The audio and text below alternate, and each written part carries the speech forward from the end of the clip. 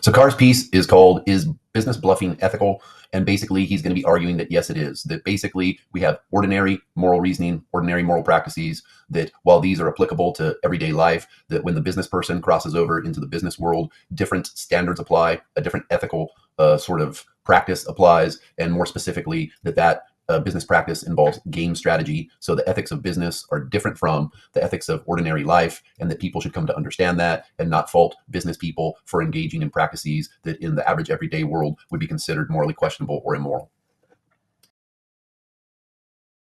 So Carr basically starts off the piece by making a distinction between what he refers to as private morality versus game strategy, or the ethics of business, right? And the basic idea is that there are two different zones. When you're in the average everyday world, right, one of the things you're going to be doing is playing by our normal everyday private morality. But once you walk into the business world, all of a sudden different rules apply. Game strategy, the ethics of business, and the rules are going to be very different there. And we ought not to confuse those two different zones, so that what is permissible, right, within business may not be permissible in the ordinary, right, dealings that we engage in ordinary life. But nonetheless, right, ultimately it's permissible for business persons to engage in activities that would be morally questionable outside of the business world. Carr makes a fundamental distinction between what he refers to as private or ordinary morality, what we might refer to as the ethics of religion, things like that. That's one of the terms he uses. And what he refers to as game strategy or game ethics, which operate based upon very different rules, the ethic of business. Many business dealings involve bluffing, in other words, some form of misrepresentation. Various forms or strategies of deception is the way he describes it. Based upon private or ordinary morality, bluffing is generally deemed to be morally wrong. However, Carr is going to argue that most bluffing in business might be regarded simply as game strategy, right? It's a technique that one engages in to try to win the game. He's going to argue that bluffing in poker is going to be very similar to the business world, and that does not reflect on the morality of the bluffer. Because why? Well, because business operates on very different rules, and we need to understand that because business operates on different rules, people are going to behave differently within the business world compared to how they would behave in ordinary, practical, daily life. In the section of the article titled "The Pressure to Deceive in Business," Carr provides several different examples to demonstrate the pressure to deceive within business. He claims that most executives from time to time are almost compelled or forced, in the interest of either their companies or themselves, to practice some form of deception. For example, when negotiating with customers, with various dealers, with labor unions, government officials, or even sometimes with other departments, right, of their own company. Right? The claim is like, we're going to mislead you, we're going to deceive you, right? We're going to have to bluff. By conscious misstatements, concealment of pertinent facts, or exaggeration, in short, by bluffing, they seek to persuade others to agree with them. He continues that business executives who refuse to bluff are ignoring opportunities permitted under the currently existing rules within business, and are therefore placed at a heavy disadvantage in their business dealings in comparison with other players of the game. So after setting the backdrop about the pressure to deceive within business, and the basic idea is that if everyone is bluffing, but I choose not to bluff, if I choose not to deceive, right, as a business person, I'm going to be placing myself at a strategic disadvantage that other people are going to take advantage of. Why? Because they're going to continue to bluff and things like that. He then goes into the next section, the poker analogy, where he tries to make explicit this connection between business practice and playing poker. He claims that the nature of business is like the nature of poker. In both games, ultimate victory requires intimate knowledge of the rules. If you're going to be successful at poker, right, you need to understand what the rules are going to be. In a similar fashion, if you're going to be successful at business, you need to understand what the rules of the game are going to be. Furthermore, insights into the psychology of other players is going to be important.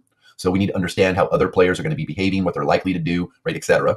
We also need to be able to have a bold front, right? When you're playing poker, right, you don't want to come across as being weak. And in a similar fashion in business, you don't want to come across as being weak. A considerable amount of self-discipline, right? We got to, right, know when to hold them, know when to fold them, know when to walk away, and know when to run, right? As the Kenny Rogers Gambler song, right, famously says, we need to be able to, like, know ourselves. We need to be able to control our emotions. We need to make sure that we don't allow our emotions to overwhelm us. We need to have an accurate assessment of what's taking place and then make the correct strategic decision, right, to ultimately try to win, whether we're playing poker or we're playing business. And ultimately also involves the ability to respond swiftly and effectively to the various opportunities provided by chance. You get dealt a really good hand in poker, right, and you can take all the chips on the table, you ought to do that. In a similar fashion, in the business world, if you get played a good hand, right, and it allows you to potentially knock out your competition or make some type of a strategic decision that's going to incredibly weaken, right, your competition, you ought to do that. If you potentially can, right, increase sales by misleading customers without them being upset, then you ought to do that.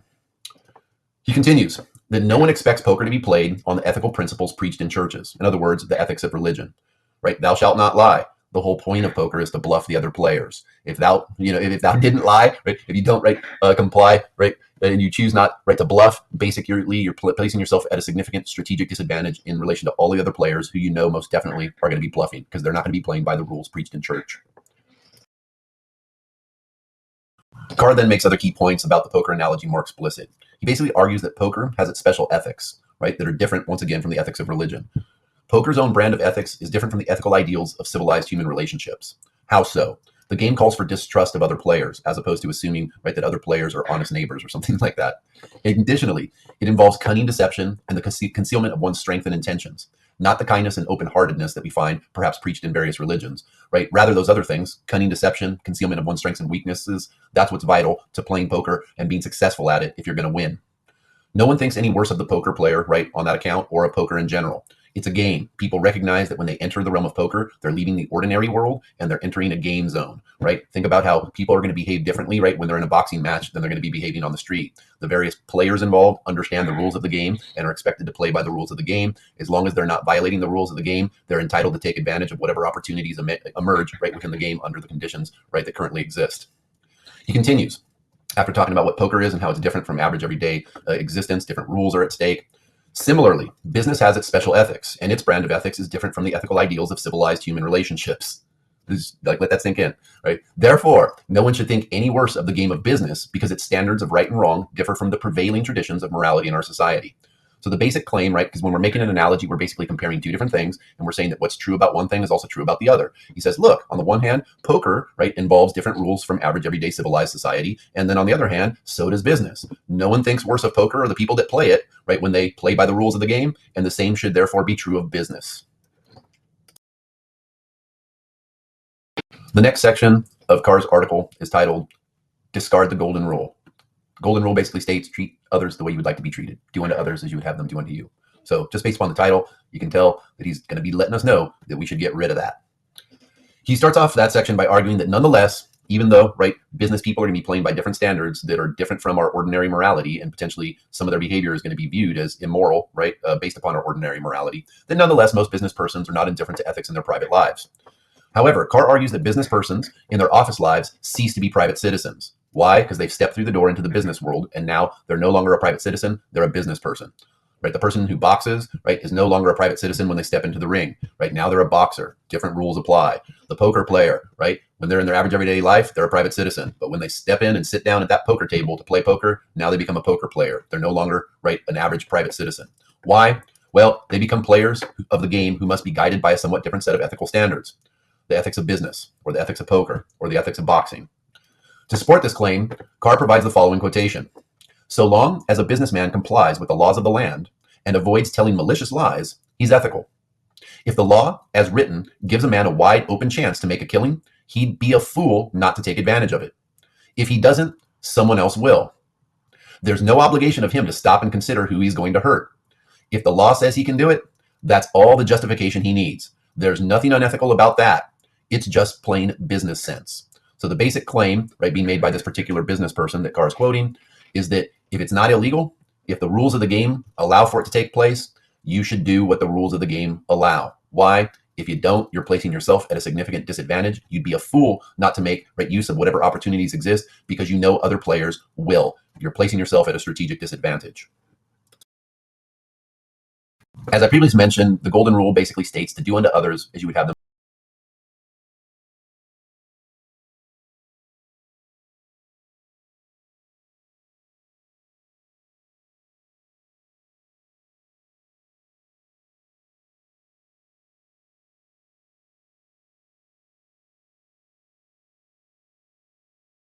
The next section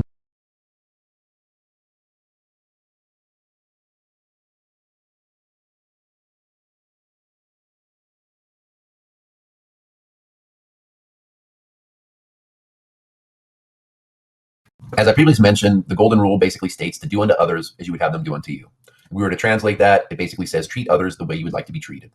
However, the golden rule, for all of its value as an ideal for society, is simply not feasible, it's not practical as a guide for business, according to Carr.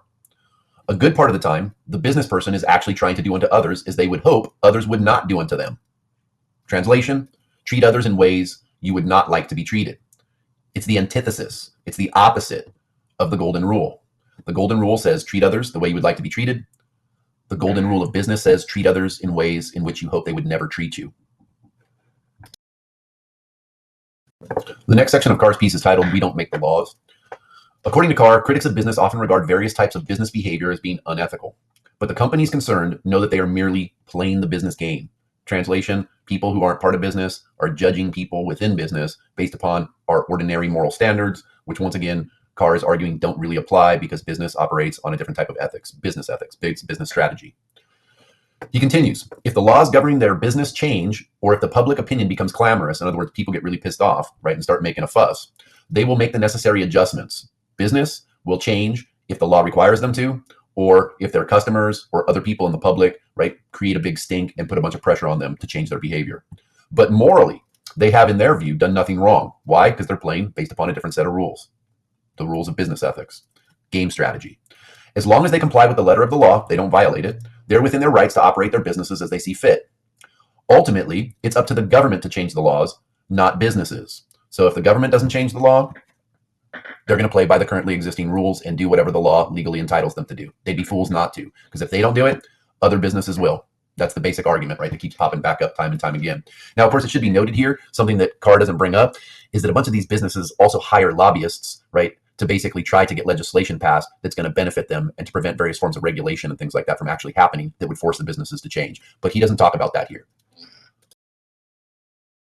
To support his previous claims, Carr basically provides another quotation from a business person. It goes as follows. We broke no law.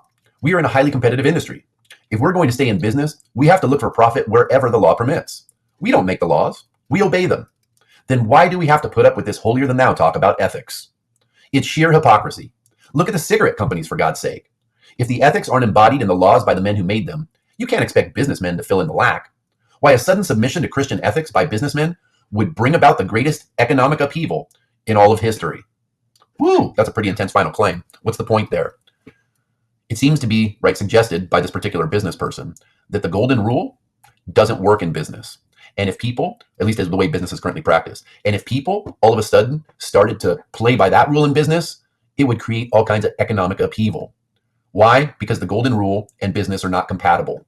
The golden rule of business is to do unto others as you hope they would never do unto you. But the golden rule is the opposite. It's an antithesis to that. It says treat others the way you would like to be treated. Do unto others as you would have them do unto you. So here I actually include a question that I think follows from this. A question for further thought. Assuming that the previous quotation and other points that Carr has made up until this point are correct, can a business person also be a good Christian? People like sometimes get shocked when I would ask this, question back in the day. Why? Since the current rules of business seem to require Christians and people from other faiths as well to violate the golden rule. Do unto others as you would have them do unto you. Treat others the way you would like to be treated. The golden rule of business, do unto others as you would hope they would never do unto you. Treat others the way you hope they would never treat you. Those are conflicting moral principles or maxims. Not only that, but doesn't it violate other Christian ethical principles or maxims? For example, one of the 10 commandments clearly states, thou shalt not lie, but current business practice requires people to lie or bluff pretty darn regularly. So is it possible for someone to be a good Christian and live by the fundamental principles of their faith, while at the same time being a good business person and living by principles that require them to violate their religious principles potentially on a daily basis? Is it possible for someone to be both a good Christian and also a good business person based upon current business practices? And if the answer is no, what's implied by that? Food for thought. In the next section, titled Cast Illusions Aside, Carr's basically going to be arguing that it's not feasible or practical for something like the golden rule or our average everyday moral systems and ethical codes to be applied to the business world. And even if we hear various businesses making claims that seem like they're supporting ethics, it's not really the case. We need to cast illusions aside. This is game strategy. This is business ethics. The illusion that business can afford to be guided by ethics as conceived in private life is often fostered by speeches and articles containing such phrases as, it pays to be ethical, or sound ethics is good business. But that's a bunch of bullshit. Actually, this is not an ethical position at all. It is a self-serving calculation in disguise. The speaker is really saying that in the long run, a company can make more money if it does not antagonize competitors, suppliers, employees, and customers by mistreating them. Translation, this is egoism. The basic point of egoism, that egoistic principle that we discussed previously, is that one should always act in such a way as to promote one's own long-term self-interest. That can apply to the individual business person, or it could also be applied to the organization, the business as a whole. And the basic idea is you should do whatever is going to advance your own long-term self-interest, really without regard to other people. The only thing you need to be concerned about in relation to other people is how your actions might negatively impact them, because in the long run, that may negatively impact yourself. So the claim is basically that business people are going to pretend like they're concerned about ethics, right? But what they're really doing is just pursuing self-interest. And if it's in their self-interest to get the public to believe that they're concerned about, right, ethics, then they're going to try to get them to believe that. And if they're going to play nice and not violate certain rules, it's only because they understand the negative long-term consequences of doing that would be adverse, right, to their long-term self-interest. Carr then provides another example to try to demonstrate the point that business is guided by a different type of ethics, right, in relation to the creation of a code of ethics. So nurses created a code of ethics, doctors created a code of ethics, lawyers created a code of ethics. We talked about when people are trying to professionalize, when they're trying to make their occupation, right, be viewed basically as a profession. One of the key things they like to do is create a code of ethics, which is basically going to be a collection of various moral rules that they're going to try to hold themselves accountable to. So they are basically, right, engaging in autonomous action where they're self-legislating, right? They're creating their own rules, and then they're going to try to hold themselves accountable to the rules that they themselves have created. So he's going to say the following. Basically, the idea is that companies or industries are often going to create a code of ethics. Why? Primarily to forestall or prevent a move by the federal government to impose stern external restrictions and regulations on the company or industry. Why are you going to create a code of ethics? To try to prevent regulations from being enforced upon you, to try to prevent legislators from creating laws that are going to restrain what you can do. The basic idea is we're going to police ourselves, so you don't need to pass laws, right, and then police us to make sure that we're acting in accordance with those laws. We're going to police ourselves. You don't need to police us. It's an attempt to maintain a great degree of autonomy so that people can pursue their own self-interest with the least amount of restrictions possible. Right? When we talked about egoism, we eventually also talked about restrained egoism. And the idea of restrained egoism, or that Sean Berry mentioned and how it might be applicable to business, was that people are allowed to pursue their own self-interest based upon the egoistic principle, but within the constraints imposed by law. Well, if you want to actually pursue your own term long self-interest to the greatest degree possible, you potentially want the restrictions to be minimal, and whatever restrictions do exist, you want to be right to your advantage. In other words, in your own long-term self-interest. You don't want them to be disadvantageous to that. For example, limiting your capacity to make profit. Carr attempts to summarize the prevailing attitude of businessmen on ethics as follows. Business is our main area of competition, and it has been ritualized into a game strategy. The basic rules of the game have been set by government, which attempts to detect and punish business fraud. But as long as a company does not transgress the rules of the game set by law, in other words, they don't act illegally, they don't violate the law, it has the legal right to shape its strategies without reference to anything but its profits. Decisions in this area are, in the final test, decisions of strategy, not of traditional ethics, not of private morality, not of, right, the ethics of religion. The whole point is that this is egoistic in nature. It's about maximizing profit, both individually and also collectively for companies. We want the least amount of restraints put in place. We don't want to be taxed on our earnings, because if we're taxed, that's going to reduce profits. We're going to actually go out because it's legal to do so. We're going to lobby and try to influence legislators to pass laws that are advantageous to our business and our personal interests, and prevent them from passing legislation that would be adverse to our interests. Yes, we want some restrained egoism, right? We don't want our employees to be able to take over the company, right? Or, do certain things that might be harmful to our long-term profits, right? But ultimately, we want those restraints to be minimal, especially in relation to our capacity to maximize profits and do things without any type of legal recourse. In other words, right, getting busted and maybe thrown in jail or fined or something like that. So in the next section, the individual in the game, Carr is basically going to articulate some of the tensions that individuals experience, because on the one hand, in the rest of the world, they're expected to play by ordinary moral standards, but when they enter the business world, they're expected to play by a bunch of different rules, and this can create a kind of internal conflict, right? It can create various types of moral dilemmas. Why? Because you're potentially going to be doing stuff in the business world that's going to require you to violate certain fundamental ethical principles that would apply in the ordinary world, right? Based upon private morality. Back to the question, can someone be a good Christian and also a good business person at the same time? Private ethical standards often conflict with business game strategy. This can create an ethical dilemma for the individual. If a business executive allows himself to be torn between a decision based upon business considerations and one based on his private ethical code, he exposes himself to grave psychological strain. Right? You believe that you should not lie to other people. Why? Because you believe you shouldn't violate the 10 Commandments, one of which says thou shalt not lie. But then, right, in your business dealings, you're basically required on a regular basis to bluff, lie, misrepresent, deceive others. That can create, right, an internal strain, psychological in nature, within the individual, because they may feel like they're violating fundamental ethical principles that are supposed to be guiding their behavior, but that can't be observed in the business world if you're going to be an effective business person and you're going to play to win and you want to keep your job, right, and all of those different types of things. The major test of every move in business, as in all games of strategy, are legality and profit. Translation, don't violate the rules, don't violate the law, right, and win the game. maximize profit, right? Be the person that scores the most goals, or the team that scores the most goals, right? Be the team, right, that is most successful. Be the last person standing, right, in the boxing match, whatever it might be. The basic idea is don't violate the rules, play to win, maximize, right, profit. The person who intends to be a winner in the business game must have a game player's attitude. What seems to be implied by this statement that Carr makes is that the wise business person should adopt the view that the game of business requires a different type of ethics than private life does to try to alleviate that grave psychological strain that might occur within them. You need to recognize ordinary morality doesn't apply to the business world. The business world operates on a different type of ethics, business ethics, game strategy. If you aren't capable of making a clear delineation between those two things, it's going to cause you to feel like you're behaving in immoral ways. How do you prevent that from happening so that you can feel good about yourself? You create a distinction between ordinary private morality and business ethics. How are you going to sleep at night? Hey, I was just playing the game. I would never do that to someone outside of business. I was just playing the rules of the game. These are two separate worlds that operate based upon two separate types of ethical standards. That way, I don't have to feel guilty about violating ethical principles within the business world that are part of my average everyday life. In the next section, titled For Office Use Only, Carr is basically going to give an overview based upon the statements made in the previous section about the business person needs to make sure that they don't bring business ethics or game right strategy home and try to use it there. Why? Because it's a different situation with different rules, and you're going to create a whole bunch of problems if you're trying to act like a business person would within the business world, right, in your home setting, in your private life. An executive's family life can easily be dislocated if he fails to make that sharp distinction, right, once again, between the ethical systems of the home on the one hand and the ethical systems, right, of business on the other, aka the office. Or if his wife does not grasp that distinction. I think this piece is from the 70s, so there's going to be certain gender-laden terms that would potentially not be as applicable in this day and age. But the basic idea is, oh man, you're going to come home and your wife's going to be upset about the stuff that you did at business, and you best not be trying to act like a business person in the house. Why? Because the home operates based upon private morality. Meanwhile, the business world operates based upon business ethics. Don't get those two things confused.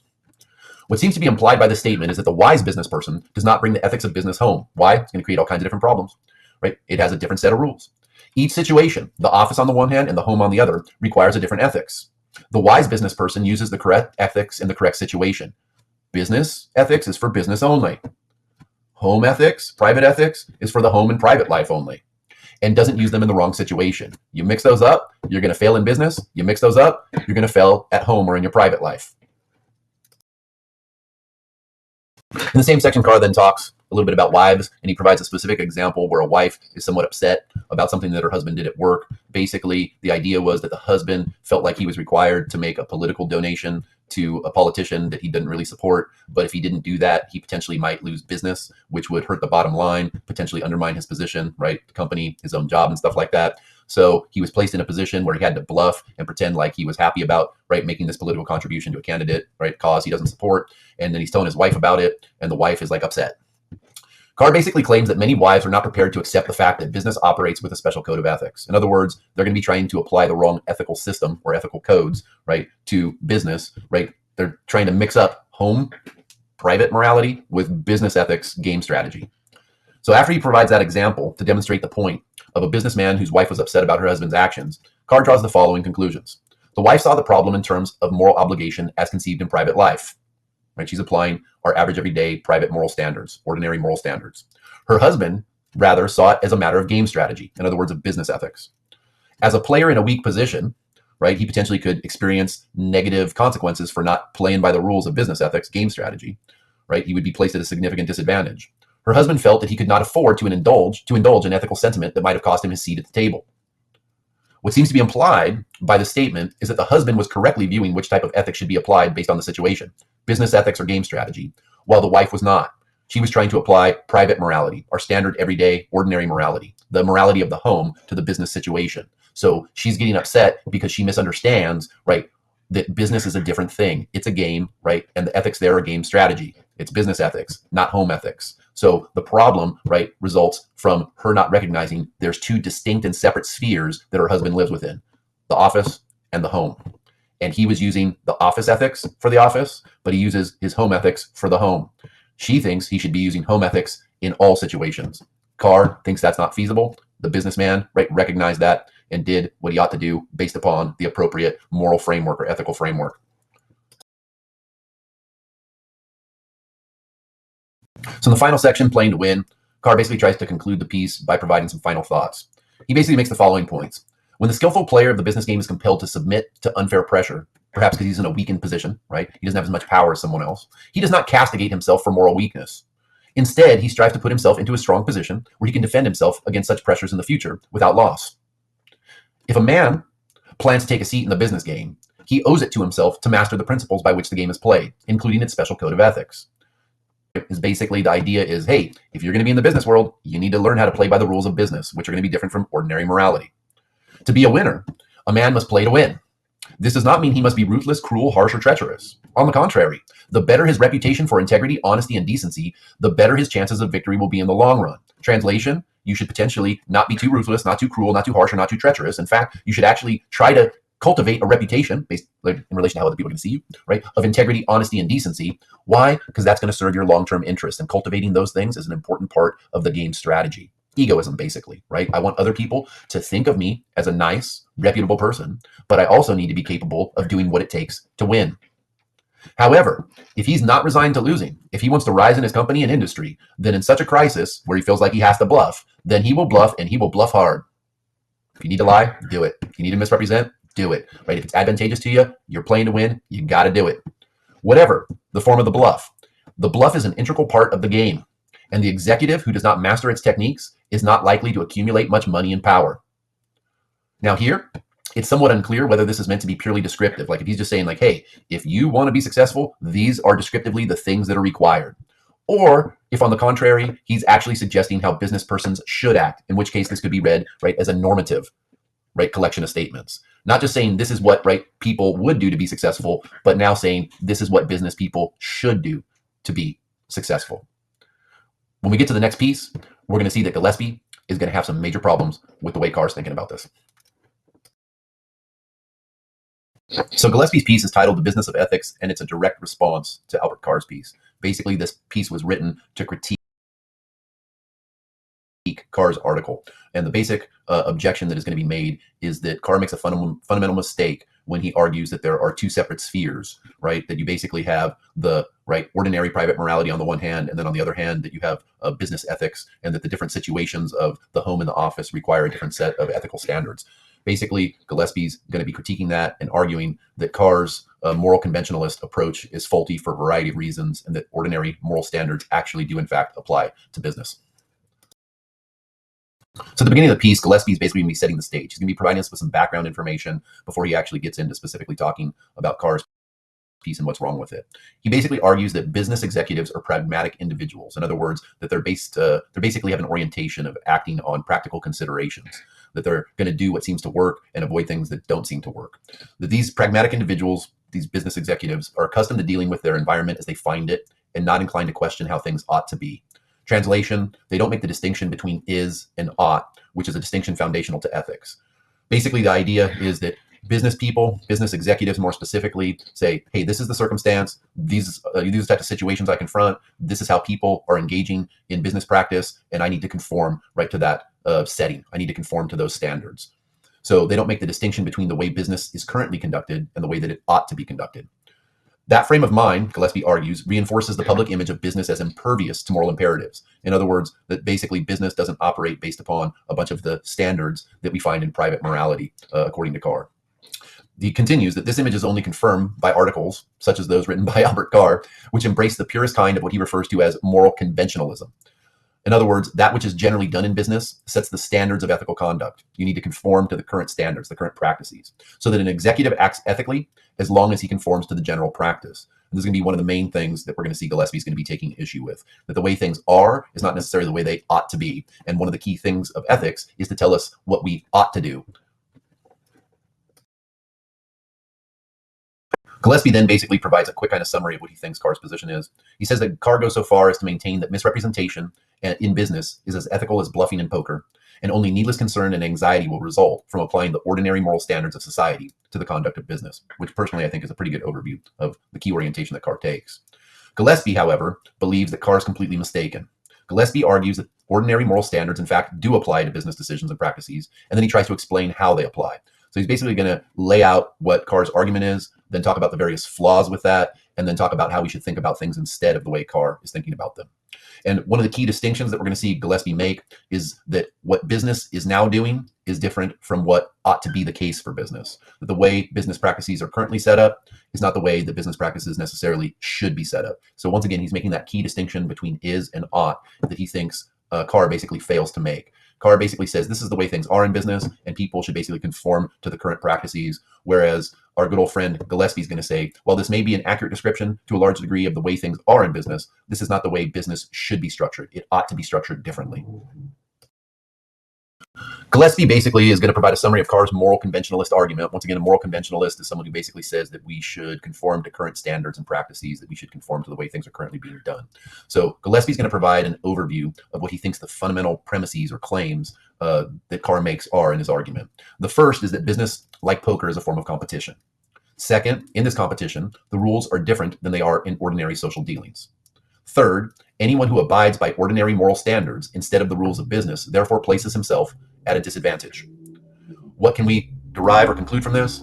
Therefore, it is not unethical or immoral to abide by the current rules of business. In other words, these rules are determined in part by what is generally done in business and in part by legal statutes governing business activities. So as long as people basically play by the rules of how things are generally done, and as long as they're not violating the law, they are within their rights to do whatever they want to maximize profit. In continuation of Gillespie's summary or overview of Carr's argument, he then adds the following things. In support of that position, 3 rules might be offered. The first is that if a business practice is not illegal, it's thereby ethically acceptable. Secondly, if a businessman does not take advantage of a legal opportunity, others will surely do so, thus placing them at a disadvantage. And third, if a practice is so widespread as to constitute the norm, everyone expects conformity. If everyone's doing it, everyone expects you to do it as well. Gillespie quickly challenges the first rule. Why? Because legality does not establish morality. In other words, just because something is legal doesn't mean it's morally permissible, that it's ethical to engage in that conduct. Many people would want to argue that even if slavery was legal, it's still immoral. It would be moral. It's still immoral, right? It would be morally wrong to own slaves. Even if sexual assault was legal, that action is fundamentally wrong. And so legality does not establish morality. Morality actually, has a kind of higher ground, and ultimately laws should reflect what actually is ethical. When one speaks of ethics in business, the key point from at least Gillespie's perspective is to establish what business practices ought to be. In other words, it's normative. Ethics tells us what we should or what we ought to do. Carr, for the most part, just basically says, these are things, this is the way in which things are, we should conform to the current practices. But he never really says, should the rules and current practices be the rules that they currently are, or the practices be the practices they currently are. He's basically like, hey, if you're a business person, these are the rules of the game. You need to learn how to play by those rules. You need to understand, the strategy involved, and you need to set aside ordinary morality if you're going to win. That's going to be precisely the view that Gillespie is going to be taking aim at. One of the first specific things that Gillespie is going to be taking aim at in relation to Albert Carr's piece is the idea that business is a game, In other words, the poker analogy that Carr created. Gillespie asserts that Carr's poker analogy, where he compares business to poker, is a fallacy, more specifically, a faulty analogy. A fallacy is basically a flawed type of reasoning where the premises do not adequately support the conclusion. A particular type of fallacy is known as. In continuation of Gillespie's summary or overview of Carr's argument, he then adds the following things. In support of that position, 3 rules might be offered. The first is that if a business practice is not illegal, it's thereby ethically acceptable. Secondly, if a businessman does not take advantage of a legal opportunity, others will surely do so, thus placing them at a disadvantage. And third, if a practice is so widespread as to constitute the norm, everyone expects conformity. If everyone's doing it, everyone expects you to do it as well. Gillespie quickly challenges the first rule. Why? Because legality does not establish morality. In other words, just because something is legal doesn't mean it's morally permissible, that it's ethical to engage in that conduct. Many people would want to argue that even if slavery was legal, it's still immoral. It would be moral. It's still immoral, It would be morally wrong to own slaves. Even if sexual assault was legal, that action is fundamentally wrong. And so legality does not establish morality. Morality actually, has a kind of higher ground, and ultimately laws should reflect what actually is ethical. When one speaks of ethics in business, the key point from at least Gillespie's perspective is to establish what business practices ought to be. In other words, it's normative. Ethics tells us what we should or what we ought to do. Carr, for the most part, just basically says, these are things, this is the way in which things are. We should conform to the current practices. But he never really says, should the rules and current practices be the rules that they currently are, or the practices be the practices they currently are. He's basically like, hey, if you're a business person, these are the rules of the game. You need to learn how to play by those rules. You need to understand, right, the strategy involved, and you need to set aside ordinary morality if you're going to win. That's going to be precisely the view that Gillespie is going to be taking aim at. One of the first specific things that Gillespie is going to be taking aim at in relation to Albert Carr's piece is the idea that business is a game, right? In other words, the poker analogy that Carr created.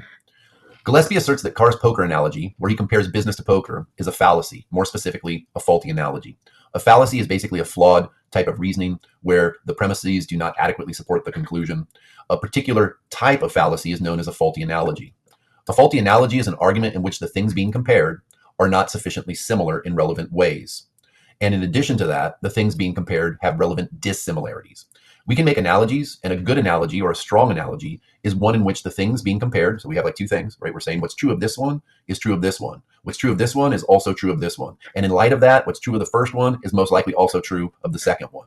When, right, those things being compared have relevant and sufficiently similar, right, similarities, and they don't have relevant dissimilarities or differences, then we potentially have a strong analogy. However, a weak or faulty analogy occurs when the things being compared are not sufficiently similar, they're not similar enough in relevant ways, or, right, when they have significant and relevant differences or dissimilarities. And one of the things that he's going to be asserting is that there are significant differences between poker on the one hand and business on the other. Carr claims business is like poker, which is a game. However, unlike poker, which is a game, Gillespie's going to assert that business is not a game, and then he's going to provide some reasons to try to justify that claim. First, people's lives, their well-being, their plans and futures often depend upon business and the way it's conducted. Secondly, people usually exchange a part of their lives, for example, the portion of their lives spent earning money, for certain goods and services, right? You're going to be slaving away at wherever you work, earning minimum wage or perhaps something higher than that, right? Doing activities that potentially you may not even enjoy. And then you're going to be exchanging that money, which is basically a substitute, a stand-in for time spent in your life that you're never going to get back. You're going to, right, try to exchange that money for various goods and services. One of the first specific things that Gillespie is going to be taking aim at in relation to Albert Carr's piece is the idea that business is a game, right? In other words, the poker analogy that Carr created. Gillespie asserts that Carr's poker analogy, where he compares business to poker, is a fallacy, more specifically, a faulty analogy. A fallacy is basically a flawed type of reasoning where the premises do not adequately support the conclusion. A particular type of fallacy is known as a faulty analogy. A faulty analogy is an argument in which the things being compared are not sufficiently similar in relevant ways. And in addition to that, the things being compared have relevant dissimilarities. We can make analogies, and a good analogy or a strong analogy is one in which the things being compared, so we have like two things, right? We're saying what's true of this one is true of this one. What's true of this one is also true of this one. And in light of that, what's true of the first one is most likely also true of the second one. When, right, those things being compared have relevant and sufficiently similar, right, similarities, and they don't have relevant dissimilarities or differences, then we potentially have a strong analogy. However, a weak or faulty analogy occurs when the things being compared are not sufficiently similar, they're not similar enough in relevant ways, or, right, when they have significant and relevant differences or dissimilarities. And one of the things that he's going to be asserting is that there are significant differences between poker on the one hand and business on the other. Carr claims business is like poker, which is a game. However, unlike poker, which is a game, Gillespie's going to assert that business is not a game, and then he's going to provide some reasons to try to justify that claim. First, people's lives, their well-being, their plans and futures often depend upon business and the way it's conducted. Secondly, people usually exchange a part of their lives, for example, the portion of their lives spent earning money, for certain goods and services, right? You're going to be slaving away at wherever you work, earning minimum wage or perhaps something higher than that, right? Doing activities that potentially you may not even enjoy. And then you're going to be exchanging that money, which is basically a substitute, a stand-in for time spent in your life that you're never going to get back. You're going to, right, try to exchange that money for various goods and services, whether that be purchasing some food, right, or paying a doctor, right, to try to diagnose your current medical condition and hopefully provide you with a good prescription, whether that be in the form of medication or some type of plan, right, to address the issue and hopefully alleviate the problem. Third, people have the right not to be misled or deceived about the true nature of the goods and services that businesses provide. Why? Because potentially their lives depend upon it. If you're eating food, that, right, the person who is selling it to you knows will make you sick, the claim is you have a right to know that. If someone is selling you a vehicle, for example, a Ford Pinto, which is something we'll be talking about, right, in future discussions, right, and they know that that Ford Pinto, right, is potentially incredibly dangerous because of a faulty aspect related to the gas tank that could cause it to implode if you're rear-ended at relatively low speeds, and they don't disclose that information, right, they're potentially putting your life in harm's way. And the claim is that you as a consumer, as a potential customer, have the right to know that information so you can make a truly and genuinely informed decision. Right? Think back to Kant. Right? One of the ways in which we can treat people as mere means is by not providing them with sufficient information such that they can make a truly genuine informed decision. We treat other people as mere means in various ways. One of them is through deception, which means that for Kant, deception is always morally wrong, but Carr is basically arguing that that's just good business sense and that it is perfectly ethically and morally fine to engage in bluffing within business. So you can see, right, there's going to be those conflicts between various types of ordinary, supposedly ethical theories and, right, business ethics, business strategy. Furthermore, now our good old friend Gillepse didn't highlight these 2 points, but I felt like I should add them. People can live their entire lives without ever playing poker. That's a significant difference, right? You can choose to play poker and enter the game where there's going to be different rules, right, being played.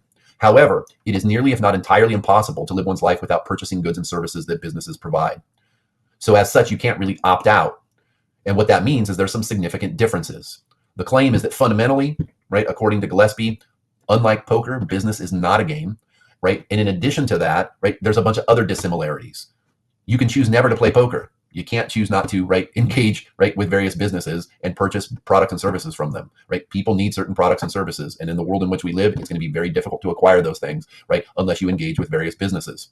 People exchange part of their lives, right, for that. And in addition to that, a bunch of our well-being and plans and our future depends upon, right, the way in which business is conducted. And all of this stuff seems to show that the whole poker, right, business analogy is actually a faulty analogy. And from there, right, just on that point, Carr's piece totally collapses.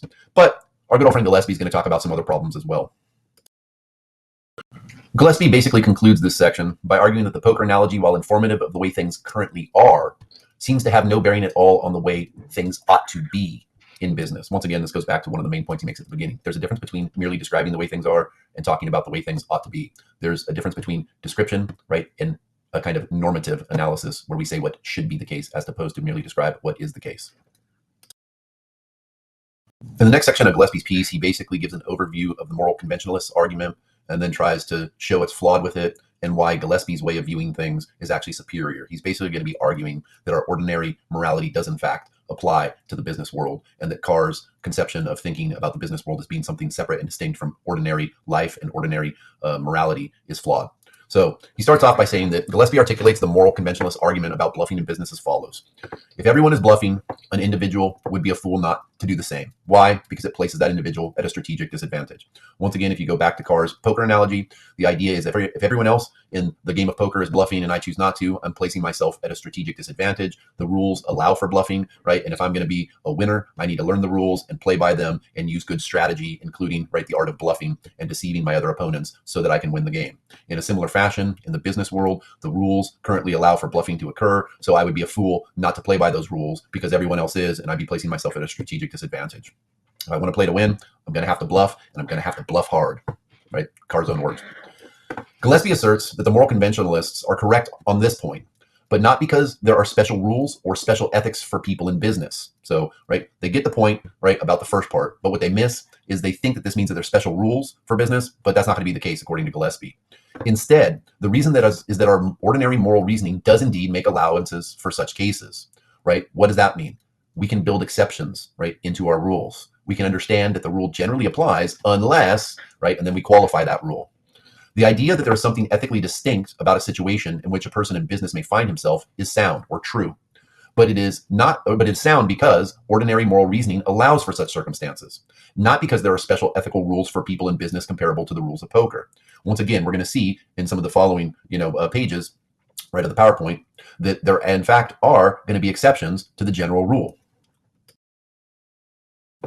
To try to prove his point, Gillespie is basically going to argue that there's at least 3 ways in which exceptions can be made to the general rule of, right, being required to fulfill one's duty. Gillespie asserts that our ordinary moral reasoning allows for exceptions in such circumstances based on the cost of doing what would normally be one's duty. The first is sometimes the moral cost of obeying a standard moral rule is too great, so one must make an exception to that rule. If the cost is too great, right, the moral cost of doing it is too great, we're going to have an exception. And this is totally something that occurs in our ordinary everyday morality. Secondly, an ordinary duty may cease to be a duty when the cost to the individual of fulfilling that duty is too high. If the cost to the individual is too high, we don't expect them to fulfill their duty. We're going to break these down and give more specifics about each one of these in future slides. And finally, number 3, if everyone else is not doing what ought to be done, then one does not have a moral duty to do what ought to be done when the morally desirable state of affairs can be produced only by everybody or virtually everyone doing their part. Translation, if everyone is doing the wrong thing and I, am now deciding whether to do the right thing, but the only way in which, the right thing is really going to occur is as everybody changes what they're doing, I'm not expected to do the right thing under those circumstances. I'm not expected to fulfill that duty. So let's break down the first one. Sometimes the moral cost of obeying a standard moral rule is too great, so one must make an exception to that rule. Translation, in a variety of circumstances, obeying a moral rule might require breaking some other, more urgent moral duty. Sometimes we have various duties that conflict, as Ross talked about. In these circumstances, the more urgent duty dictates an exception to the lesser rule. Basically, think about Ross and his prima facie principles and his prima facie duties and stuff like this. The basic claim is sometimes we have conflicting duties, and if we can't fulfill both, sometimes we're going to have to prioritize them, and the one that is more important is the duty that we should fulfill. So, for example, if the only way to save someone's life is by telling a lie, then one should normally lie. Notice, on the one hand, we potentially have a duty to tell the truth. On the other hand, we have a duty to save a life. Well, if we can't fulfill both of those things at the same time, then guess what? We need to prioritize, and saving the life is more important. So if the only way to save someone's life is by telling a lie, then that's what one should normally do. This is contrary to the way Kant would think about stuff, because he doesn't have these built-in exceptions. But that was one of the things that our good old friend, tried to correct when Ross was talking about how we sometimes have conflicting duties. And this was the whole reason of bringing up those ideas about prima facie principles and prima facie duties. They're duties at first glance, but they might be trumped by a more important duty. Second example given is that if treating an accident victim involves breaking a promise to meet someone on time, then one should normally be late. On the one hand, we have a duty to keep our promise to be on time, but on the other hand, we also have a duty to ensure that an accident victim doesn't die, Well, if I'm the only person who can prevent that accident victim from dying, clearly that is more important than keeping my promise, to be on time. So under those circumstances, I should normally be late. The basic idea is that ordinary morality can already deal with this because we understand that there's built-in exceptions. We don't need to talk about how there's these separate spheres that are distinct between something like ordinary morality and the morality of the business world.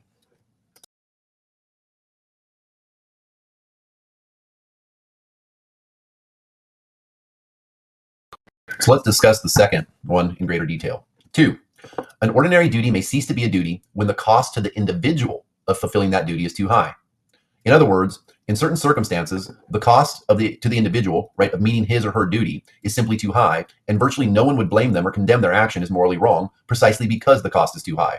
The example that Gillepse provides here to support this is as follows. We normally have a duty not to injure others or drive into other people's cars, We've got a duty on the one hand, don't harm other people who don't deserve to be harmed, On the other hand, don't destroy other people's property, that doesn't deserve to be destroyed. But if the only way to stop a vehicle whose brakes have failed without killing oneself was to crash into the back of another car, say instead of driving off of a cliff, then this would be permissible and the person wouldn't be blamed for doing that. And the reason why is because the cost to the individual of fulfilling that duty would be too high, so we make an exception. And once again, that exception is built within our normal, ordinary moral frameworks. So we don't need to make a distinction between something like ordinary morality on the one hand and then business ethics on the other. As for the third sort of exception, if everyone else is not doing what ought to be done, then one does not have a moral duty to do what ought to be done when the morally desirable state of affairs can be produced only by everyone or virtually everyone doing their part. In other words, if one does what everyone ought to do but is not doing, then one will in all likelihood be at a disadvantage, perhaps a significant disadvantage. The morally questionable behavior of others creates the circumstances in which one finds oneself. It's because of the behavior of other people that now we're in the position to try to do the right thing when everyone else is doing the wrong thing, and placing us at a strategic disadvantage because of that. So my position is affected by everyone else doing the wrong thing. In those circumstances, it may be necessary to fight fire with fire, according to Gillepse, or to resist deception with deception. If everyone else is lying, then perhaps I need to lie as well. If everyone else is using fire, perhaps I'm going to have to use fire as well. But this is going to be his key point. But replying in kind only prolongs this state of nature of each against each. If I do the wrong thing as well, it just means the situation is going to remain like that where everyone is doing the wrong thing. So Gillespie is going to argue that one's primary goal, that's key, right? The primary goal should be to attempt to do what? To change the situation so that people aren't doing the wrong thing. And now I'm not in a position to be placed at a disadvantage for doing the right thing. Because if almost everyone is doing the right thing and I do the right thing as well, I'm not going to be at a disadvantage in relation to those other people. The reason why I would be placed at a disadvantage is because everyone else is doing the wrong thing, which makes it even harder for me to do the right thing. It's not just about me as an individual. It's about the larger situation and context and how that affects me as the individual within that larger situation and context. The claim is going to be that no one ought to take unfair advantage of others, but no one is obligated to let others take unfair advantage of them either.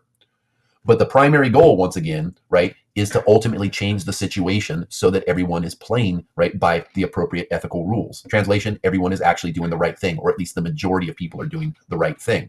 But that's going to require collective action to bring about that transformation.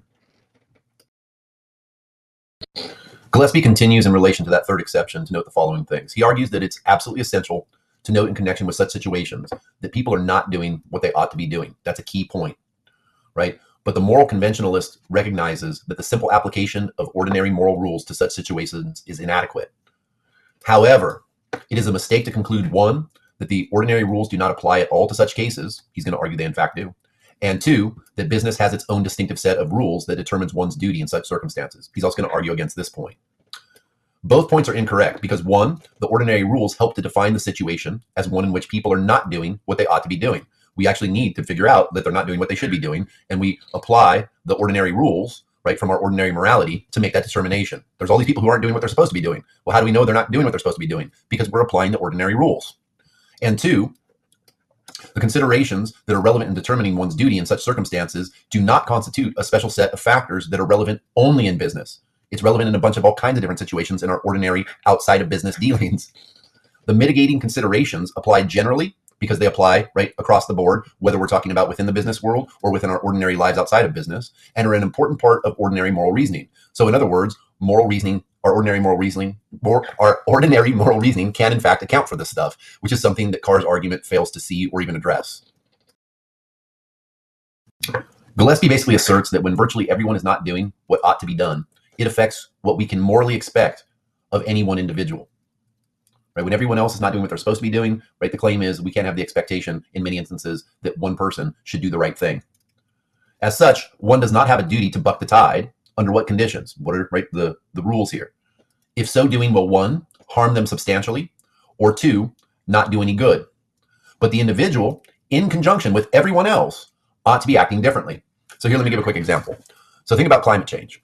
Basically, all of us are contributing to the problem of climate change, right, by basically engaging in various activities that emit various types of global greenhouse gases, right, into the atmosphere. So anytime we drive a car that has a combustion engine, we're basically, right, emitting, right, carbon into the atmosphere, which is fueling climate change. Well, imagine the following situation. Let's imagine that everyone is doing the wrong thing because we're all doing it. Well, what expectations can we have for someone? Should they be perfect and not use any type of a vehicle with a combustion engine when that potentially would, for example, harm them substantially, at least under certain conditions? So for example, let's imagine everyone else is driving their car, and in this particular situation, the only way for you to be able to get to work is to walk, but it's going to take you 2 hours to get there, and it's going to take you 2 hours to get home. If that was the situation, right, the claim would be is it would harm that individual substantially. They're losing 4 hours of their life that they could be spending doing other things, and everyone else is doing the wrong thing. And this relates to the second point. One person changing, right, their behavior is not going to do anything to make a significant impact in relation, right, to dealing with the climate crisis. So one, it would harm them substantially, and two, it wouldn't do any good. Now, you be like, well, there's public transportation, there's these other alternatives. I was using a constrained, right, example just to demonstrate the point that you might be substantially harmed if you're the only person doing the right thing when everyone else is doing the wrong thing. And then secondly, in addition to that, that it wouldn't do any good. So not only are you bearing an unfair cost, right, but then in addition to that, it's placing you at a disadvantage. But then in addition to that, what else is happening? Your actions aren't really doing anything, right, to solve the problem. Why? Because everyone else, or the majority of everyone else, needs to change their behavior for there to be any type of impact. It requires collective action. Key point, number one, conditions may be such that the cost of engaging or not engaging in certain actions may be so great that an individual caught in such circumstances is blameless. We're going to let you off the hook. Everyone else is doing the wrong thing, so keep on driving your car. We can't blame you when everyone's at fault. Two, If one person doing what everyone ought to do but is not doing will accomplish nothing, then one does not have a duty to do what one ought to do. In theory, we all have a duty, right, to minimize our carbon footprint. But if everybody's doing the wrong thing, the claim is me doing the right thing isn't going to make any type of real significant impact. So I'm let off the hook as well. To make his point explicit, Gillepse asserts that although one's primary goal ought to be to change the situation, that statement, like all other claims about what one ought to do, is subject to the moral precept that individuals have a duty to do only what they can do. So if it's impossible for one individual to change the situation, one does not have a duty to change it. You go back, right, to the situation related to climate change. Everyone ought to be acting differently, but the majority of people aren't. People will potentially have to bear a cost that is too high, be placed at a strategic disadvantage if they do what they ought to do while others are not doing what they ought to do. Additionally, right, our good old friend, the person who's trying to do the right thing in the situation, that person by themselves is not going to have any type of real impact in bringing about the necessary change to the situation. This relates to the next point he makes. What is true in the situation ought to be different. What is true is the situation ought to be different, but to make it so may require the combined efforts of many people. A lot of people need to change their behavior.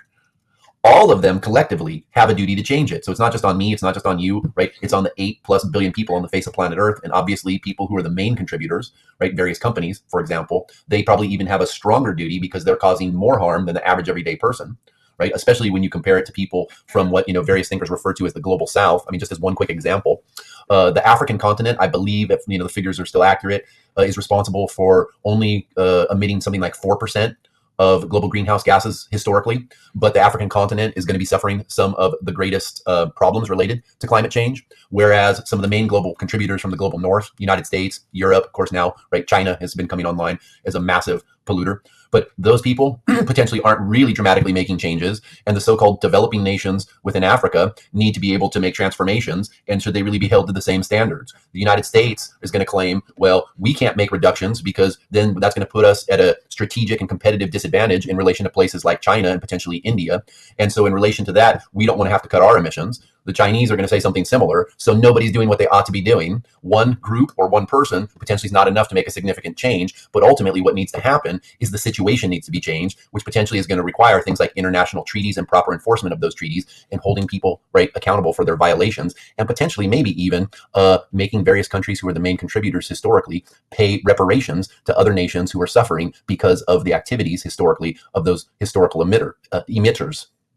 Right, that's something that you often don't hear about when it's being discussed in a lot of the climate change stuff, is people talking about how their countries have been actively harmed by our activity, for example, right, in the United States, and that because we've actively harmed them, we're morally responsible to compensate them for the harm committed as a matter of justice, not of charity, not as a handout to help someone who's just suffering, but people who are suffering because of our actions. Third point. The moral conventionalist can't account for this, and that is one of the reasons why the moral conventionalist argument is incorrect. All it basically says is play by the currently existing rules. It says the situation, based upon how it's structured, requires us to behave in this fashion, as opposed to potentially positing the idea that the situation needs to change. To summarize the next section about the role for the individual executive, basically Gillepse argues that the moral conventionalist's argument merely says that the way things are is all that needs to be considered when deciding what would be ethical to do in business. We need to figure out what things are, and then we conform to those standards. Key point. However, when there is something wrong with business, and when a person has to act in morally questionable ways because of the problems within business, it is business and the way it's conducted that ought to be changed. We need to change the system. The conventionalist position can't account for such an issue as this.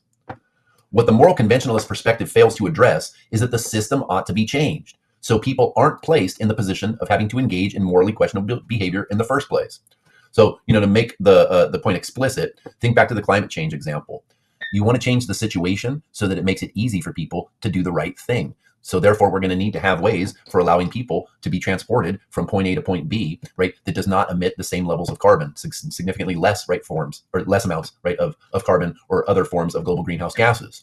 The situation needs to be altered significantly. We can't continue to allow businesses, right, to continue to be polluters. But of course, that potentially may harm the profits, the bottom line of businesses. So out of self-interest, they're going to want to resist any type of restrictions being imposed upon that. It's not just up to me, right, to make that change, right? It's up to all of us, and especially the more powerful players, for example, politicians, who actually can alter the rules of the game to change the situation. The key point is that it's the system that needs to be changed. And the basic idea is you want to change the system in such a way that it makes it easy for people to do the morally correct thing, what you actually want them to do. And that's something Carr's piece can't account for. In the last section, the need for change, clearly Gillespie's going to make explicit his idea that something needs to be changed with business, right? It's not just about changing the behavior of individual players within the so-called game. It's about changing the rules of the game itself so that the players aren't required to engage in morally questionable activity to be able to be successful within the game. The rules of the game are messed up. They're broken. They need to be fixed, in other words. Gillespie asserts that there is a most important difference between asking two questions. The first is, what are the individual duties of a person doing business? The second, what are the ways in which business ought to be conducted? And that second question is incredibly relevant from Gillespie's perspective. That's not really a question that Carr can address. He actually argues that the moral conventionalist simply ignores the second question. So someone like Carr basically ignores this. He just focuses on what are the duties of a person doing business based upon current and standard, business practice, based upon the current rules of the so-called game. He doesn't ask, wait, how should the game be conducted? How should business be conducted? Which means, right, that we can't think about how the rules potentially need to be modified so that the players can behave differently in the game and still be quote unquote successful or win. However, the answer to the second question can be found for the most part by consulting our ordinary moral standards of how people ought to act towards one another. As such, Gillespie concludes it is not necessary to postulate or put forth a special ethical outlook or distinctive set of ethical rules for business as Carr does. Why? Because our ordinary moral reasoning is far richer than the mere moral conventionalism espoused by someone like Carr. It is better able to account for things that are morally relevant in many managerial and executive decisions, unlike the moral conventionalist perspective. To make the point explicit, one of the examples that Gillespie gives in the text is how a lot of us get really upset that politicians, when they're running for office, accept all of these large money donations, which then potentially indebts them to the people who made those donations, which then might affect what types of laws they're going to pass or which laws they're going to refuse to pass. Yes, we can blame the individual players, but aka politician, but the claim is going to be politicians refusing to accept that money is going to place them at a significant disadvantage. I mean, Bernie Sanders is really one of the few politicians who tried to go that route and set an example for how things potentially could be different by basically only having small donors as opposed to these massive donors and things like that. But the key point would be is if we're upset about that, what we need to do collectively together is to put enough pressure on the powers that be to change the rules of the system so that maybe we have publicly financed campaigns as opposed to the way things are currently set up, so that then you can't have large companies making massive donations to candidates and then candidates being beholden to those corporations and those corporations' interests that they want those politicians to support by either enacting certain types of legislation or by refusing to enact certain types of legislation. The system needs to be changed, and unless the system is changed, we should anticipate the majority of politicians are going to continue to do the wrong thing because they would be placed at a strategic disadvantage in relation to all of the other players in the game if they were to do the right thing when everyone else is doing the wrong thing. How do you fix that? You change the system. And that's going to be one of the key things that we'll be talking about more in some of the future articles we'll be looking at, is the way in which the system, the organizational setting can actually facilitate and encourage or almost make it impossible not to do the right thing, because ultimately, what is the system, fostering and encouraging? Doing the wrong thing. So in this voice thread, we basically talked about bluffing in business. Albert Carr basically argues from a moral conventionalist perspective that bluffing in business is permitted because business operates based upon different ethical standards, than would be applied in our average everyday normal life. He tries to make a clear distinction between something like ordinary morality on the one hand and the morality or ethics of the business world, business ethics, game strategy, and that within the business world, it is perfectly fine and permissible to do things that potentially would be viewed as morally wrong within our ordinary lives, because business operates on different standards, similar to the way in which poker operates based upon different standards than our average everyday morality. Then we talked about Gillespie's critique of this piece, where he basically argues that the moral conventionalist position only talks about what should be done based upon the way things currently are. It basically suggests we should conform to the current standards and practices of the system. And he's going to argue that that's a flawed way of thinking about it. Ultimately, the moral conventionalist position falls down because it only tells us basically the way things are. It can't really answer the question of what things ought to be like. And that the ordinary moral reasoning that we use throughout our lives is in fact applicable to business. And one of the key things that he ends the piece with is saying that yes, it is the case that currently many people under the conditions are somewhat blameless and that they do have to engage in certain types of actions because everyone else is doing the wrong thing. But what Carr's position can't account for is the fact that things ought to be different and that the system needs to be changed. But our ordinary moral reasoning can in fact account for that, and that ultimately everyone involved has some type of responsibility, a kind of collective or shared responsibility to try to work to bring about that change that is necessary so that the individual players within the game of business no longer have to be in a position where it would cost them significantly to do what's actually right. Once again, we'll be talking about more things related to the system and the organizational context and how the organizational context can actually promote and facilitate or perhaps even almost mandate incorrect or immoral behavior. And what on earth should we do about that? Well, at least in part, the claim is going to be the system needs to be changed.